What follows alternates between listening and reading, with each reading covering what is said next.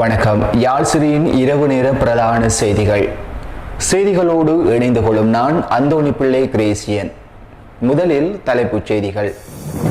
கொலை வழக்கில் தேடப்படும் மிசாரா சிப்பந்தி குறித்து வெளியான முக்கிய தகவல். பாதுகாப்பு அமைச்சர் தெரிவிப்பு. உள்ளூராட்சி நிறுவனங்களில் பெரும் எண்ணிக்கையை கைப்பற்றிய அரசாங்கம். இலங்கை தமிழரசு கட்சியின் நிலை என்ன? குடும்ப பெண்ணை கொடூரமாக கொலை செய்த இரட்டை சகோதரிகள் சிசிடிவி கேமராவின் பதிவையும் கையோடு எடுத்து சென்றுள்ளனர். நாடுகளுக்கு இடையே ஏற்படும் பதட்டத்தால் எல்லைகளை மூடும் இராணுவம். இந்தியா பாகிஸ்தான் இடையே மீண்டும் உருவெடுக்கும் போர் பதட்டம். முன்னாள் வெளியுறவு அமைச்சர் எச்சரிக்கை.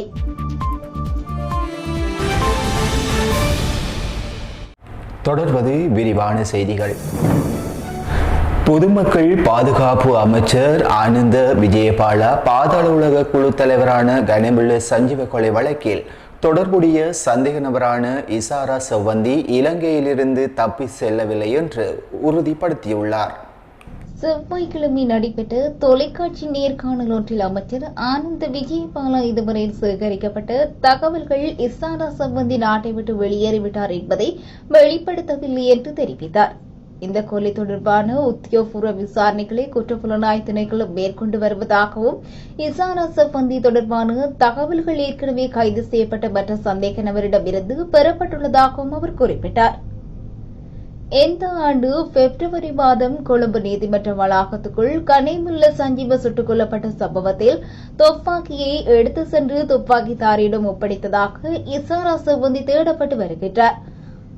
அவரது கைதுக்கு வழிவகுக்கும் துல்லியமான தகவல்களை வழங்குவோருக்கு ரூபாய் 1.2 மில்லியன் ரொக்க பரிசினை போலீஸ் தலைமையகம் ஏற்கனவே அறிவித்துள்ளது.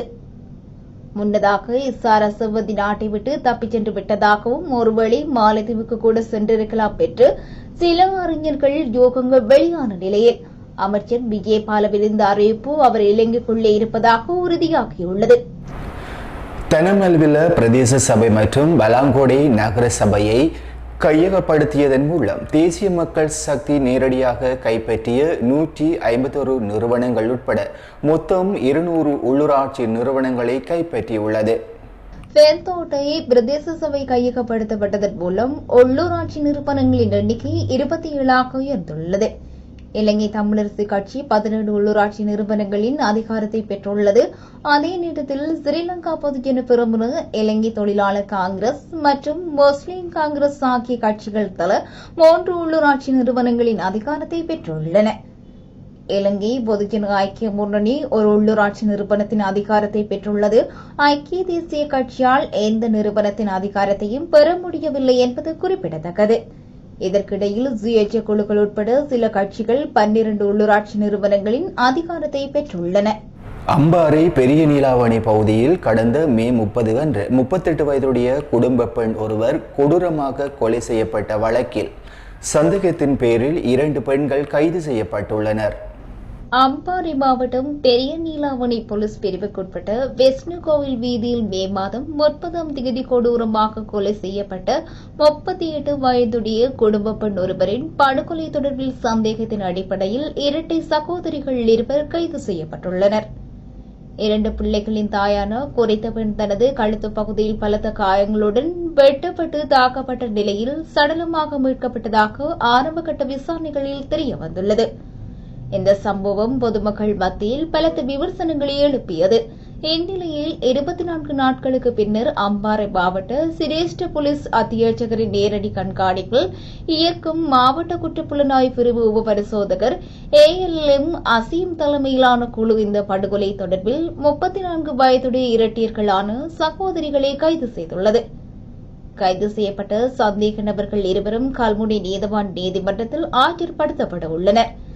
எந்த கொலை சம்பவம் இடம்பெற்ற போது உயிரிழந்த குடும்ப பெண்ணின் கணவர் வெளிநாடு ஒன்றில் வேலை செய்து வந்துள்ளார். மேலும் சம்பவத்தின் போது வீட்டில் பொருத்தப்பட்டிருந்த சிசிடிவி கேமராவில் பதிவான காட்சிகளை சேமிக்கும் கருவி கொலைக்காரர்களால் எடுத்து செல்லப்பட்டிருந்தமையும் குறிப்பிடத்தக்கது. அடுத்து சர்வதேச செய்திகள். கம்போடியாவுடனான எல்லை பாதைகளை தாய்லாந்து ராணுவம் மூடியுள்ளது. இரு நாடுகளுக்கும் இடையிலான அதிகரித்த பதற்றம் மற்றும் குறுகிய கால ஆயுத மோதல்கள் காரணமாக இந்த நடவடிக்கை எடுக்கப்பட்டுள்ளதாக தெரிவிக்கப்பட்டுள்ளது.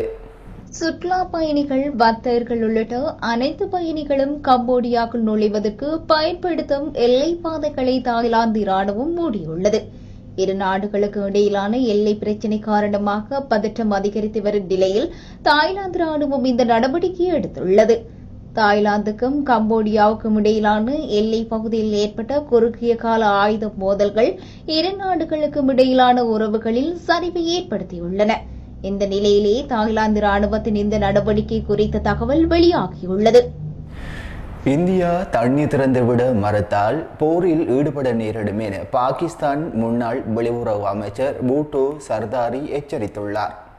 வகல்காம் பயங்கரவாத தாக்குதலை தொடர்ந்து இந்தியாவுக்கும் பாகிஸ்தானுக்கும் இடையான பதற்றம் அதிகரித்து வரும் நிலையில் சிந்து நதி நீர் ஒப்பந்தம் தொடர்பாக பாகிஸ்தான் முன்னாள் வெளியுறவு அமைச்சர் பிலாவல் பூட்டோ சர்தாரி கடுமையான எச்சரிக்கை விடுத்துள்ளார்.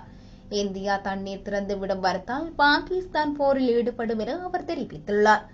பகல்காம் தாக்குதலுக்கு பதிலடியாக பாகிஸ்தானில் உள்ள பயங்கரவாத முகாம்களை இந்தியா தாக்கி அளித்தது.